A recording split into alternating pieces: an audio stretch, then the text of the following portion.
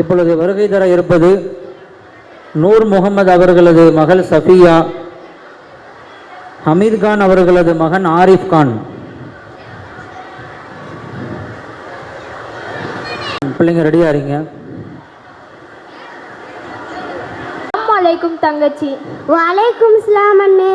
என்ன விஷயம்? இல்லம்மா, ஹதீஸ் பத்தி உனக்கு தெரியுமா? தெரியும்னே, சொல்லுங்க. ஹதீஸ்னா என்னம்மா? நபி ஸல்லல்லாஹு அலைஹி வஸல்லம் அவர்களோட சொல், செயல், அங்கீகாரம் இந்த மூணுக்கும் தான் ஹதீஸ்னு சொல்லுவாங்க. சரிம்மா, நீ ஹதீஸ் படிச்சிருக்கியா? ஏதோ கொஞ்சம் கொஞ்சம் படிச்சிருக்கேன்னே. எனக்கு சில கேள்விகள் இருக்கு, அதுக்கு ஹதீஸ்லேருந்து பதில் வேணும், சொல்லுவியா? என்னண்ணே, ஹதீஸ் தெரியுமான்னு கேட்டீங்க, தெரியும் சொன்னேன். அதுக்காக பெரிய குண்டை தூக்கி போடுறீங்களே. என்னம்மா, கேள்வி தானே கேட்குறேன்னு சொன்னேன், குண்டை தூக்கி போடுறேன்னு சொல்கிற? ஆமாண்ணே, இன்னைக்குலாம் நிறைய பேருக்கு அலர்ஜியே இதானே. எல்லாம் வாய்க்கிடியே பேசுவாங்க, ஆனால் ஏதாச்சும் கேள்வி கேட்டால் ஓடி போயிடுவாங்க.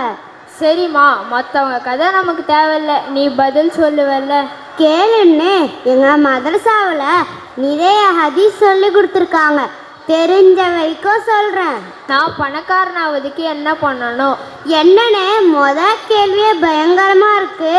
இன்னைக்கு நிறைய பேரோட ஆசையே அதுதான், நிறைய காசு பணத்தை சம்பாதிக்கிறதுக்கு என்ன வழின்னு தான் எல்லாரும் தேடிட்டு இருக்காங்க. பிள்ளைங்களுக்கு யூடியூப்பில் ஒரே நாளில் பில்கேட்ஸ் ஆவது எப்படின்ட்டு ஒரு வீடியோ வரட்டும், உடனே போய் பார்ப்போம். பிள்ளைங்களுக்கு கூட பணம் சம்பாதிக்கிற மாதிரியான படிப்பை தான் படிக்க வைக்கிறோம். யாராச்சும் ஐஏஎஸ், ஐபிஎஸ் இப்படி அதிகாரம் கிடைக்கிற படிக்க வைக்கிறோமா? இல்லை, நமக்கு தெரிஞ்சதெல்லாம் சிவில் இல்லை மெக்கானிக்ஸ். நல்லா படித்து வேலைக்கு போகும்போது கூட ஐடி கம்பெனியில் தான் வேலைக்கு சேருவோம், ஏன்னா அதில் தானே காசு சம்பாதிக்க முடியும். நம்மள எத்தனை பேர் கலெக்டராக இருக்காங்க, எத்தனை பேர் அரசு அதிகாரியாக இருக்காங்க. நமக்கு தெரிஞ்சதெல்லாம் காசு, பணம், துட்டு, மணி. இன்னைக்கு எங்கே பார்த்தாலும் முஸ்லீம்கள் அநீதி இழைக்கப்படுறாங்க, சின்ன விஷயத்துக்கெல்லாம் அலைக்கழிக்கப்படுறாங்க, புறந்தள்ளப்படுறாங்க, ஈஸியாக நம்மளோட வீட்டை இடிச்சிடுறாங்க, நம்மளோட பள்ளிவாசலையும் இடிச்சிடுறாங்க, நம்மளோட மதரசாவை காலி பண்ணிடுறாங்க. இஸ்லாமியர்களை கைது பண்ணி வருஷ கணக்காக ஜெயிலில் வச்சிடுறாங்க. இப்படி ஒவ்வொன்றுத்துக்கும் ரோட்டில் இறங்கி போராட வேண்டியதாக இருக்குது. அப்படி போராடினாலும் நீதி கிடைக்குதா? இல்லை. 32 வருஷமாக போராடியும் பாபர் மசூதி நீதி கிடைச்சிதா? இல்லை. கோர்ட்டில் இஸ்லாமியர்களுக்கு எதிரான ஒரு வழக்குனா உடனே எடுத்து விசாரித்து அன்றைக்கே தீர்ப்பு சொல்கிறாங்க.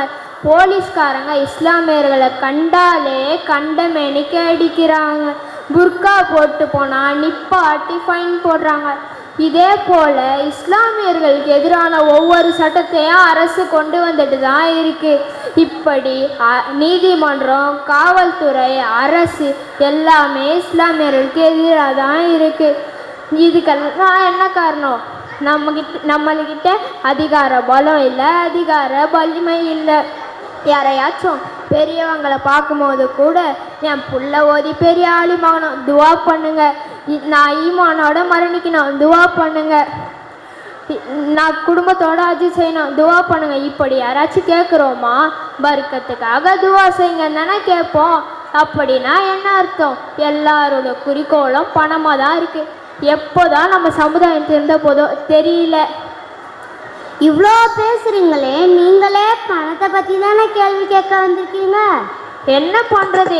இன்னைக்கு நம்ம பெற்றோருங்க கூட அப்படி தான் நம்மளை வளர்க்குறாங்க. எந்த பெற்றோராச்சு மார்க்கத்தை சொல்லி கொடுக்குறாங்களா? எப்படி குர்ஆன் ஓதணும்னு சொல்லி கொடுக்குறாங்களா? ஒழுக்கத்தை சொல்லி கொடுக்குறாங்களா? யாரோட எப்படி நடந்து கொள்ளணும்னு சொல்லி கொடுக்குறாங்களா? எப்படி பணம் சம்பாதிக்கணும் தானே சொல்லி கொடுக்குறாங்க. அப்படி இருந்தால் நம்ம சிந்தனைலாம் எங்கே தான் போகும்? ஆமாண்ணே, சரியாக சொன்னீங்க. சரிம்மா, நான் கேட்டதுக்கு நீ பதில் சொல்லு. ஆக மொத்தத்தில் இந்த கேள்வியை கேட்காம விட மாட்டீங்க, அப்படி தானே? இன்னைக்கு எல்லாரும் அந்த கேள்விக்கு உலகத்தில் பதில் தேடுறாங்க, நான் அதுக்கு ஹதீஸில் பதில் தேடுறேன். நல்ல விஷயம்னு. இன்னைக்குலாம் யார் ஹதீஸை படிக்கிறாங்க? ஹதீஸ்லேருந்து யார் விளக்கத்தை தேடுறாங்க? ஹவு டு பிகம் ரிச், பணக்காரனாகிறது எப்படின்னு கூகுளில் சர்ச் பண்ணுறாங்க. How to grow a child, குழந்தை எப்படி வளர்க்கணும்னு கூகுளில் சர்ச் பண்ணுறாங்க. What a way to unity, ஒற்றுமைக்கு என்ன வழின்னு கூகுளில் சர்ச் பண்ணுறாங்க. ஹவு டு பிகம் ஹாப்பி, மகிழ்ச்சி கிடைக்க என்ன வழின்னு கூகுளில் சர்ச் பண்ணுறாங்க. ஏன்னா இன்னைக்கு நமக்கு எல்லாத்துக்கும் வழிகாட்டி கூகுள் தான். அல்லாஹ் நபி ஸல்லல்லாஹு அலைஹி வஸல்லம் அவர்களை சிறந்த வழிகாட்டியா முன்மாதிரியா தந்திருக்கான். ஆனால் யாராவது நபி ஸல்லல்லாஹு அலைஹி வஸல்லம் அவங்களோட வாழ்க்கையை படிக்கிறோமா? ஃபேஸ்புக்கில் இன்ஸ்டாகிராமில் கண்டதையும் வீடியோ எடுத்து போடுறாங்க. அவங்களெல்லாம் ஃபாலோ பண்ணுறோம். ஆனால் நபி ஸல்லல்லாஹு அலைஹி வஸல்லம் அவங்கள ஃபாலோ பண்ணுறோமா? உலகத்தில் கண்டவங்களுடைய சுனத்தெல்லாம் பின்பற்றோம். ஆனால் நபி ஸல்லல்லாஹு அலைஹி வஸல்லம் அவங்களோட உயர்வான சுனத்தை பின்பற்றுறோமா? நபி ஸல்லல்லாஹு அலைஹி வஸல்லம் அவங்க எதையாச்சும் விட்டு வச்சுருக்காங்களா? பணக்காரனாகுது எப்படின்னு சொல்லி கொடுத்தாங்க, மகிழ்ச்சி கிடைக்க என்ன வழின்னு சொல்லி கொடுத்தாங்க, ஒற்றுமைக்கு என்ன வழின்னு சொல்லி கொடுத்தாங்க, குழந்தை எப்படி வளர்க்கணும்னா சொல்லி கொடுத்தாங்க, மனைவிட்டு எப்படி நடக்கணும், கணவன்கிட்ட எப்படி நடக்கணும், பிள்ளைகள்கிட்ட எப்படி நடக்கணும், பெற்றோர்கள்ட்ட எப்படி நடக்கணும், அண்டை வீட்டார்கிட்ட எப்படி நடக்கணும், பிராணிகள்கிட்ட எப்படி நடக்கணும் என்று ஒன்றையும் விடாமல் எல்லாத்தையும் சொல்லி கொடுத்தாங்க. நபி ஸல்லல்லாஹு அலைஹி வஸல்லம் அவங்களுடைய வாழ்க்கையில் எல்லா கேள்விக்கும் பதில் இருக்குது, எல்லா சந்தேகங்களுக்கும் பிழை இருக்குது, எல்லா பிரச்சனைகளுக்கும் தீர்வு இருக்குது. ஆனால் நபி ஸல்லல்லாஹு அலைஹி வஸல்லம் அவங்க வாழ்க்கையை படிக்கிறதும் இல்லை, யாராவது சொன்னாலும் கேட்குறதும் இல்லை, அவங்கள ஃபாலோ பண்ணுறதும் இல்லை. அல்யௌம அக்மல்து லக்கும் தீனுக்கும், இன்றைய நாளில் உங்களுடைய மார்க்கத்தை நாம் பரிபூர்ணப்படுத்தி விட்டோம் என்று அல்லாஹ் குர்ஆனை சொல்கிறான்.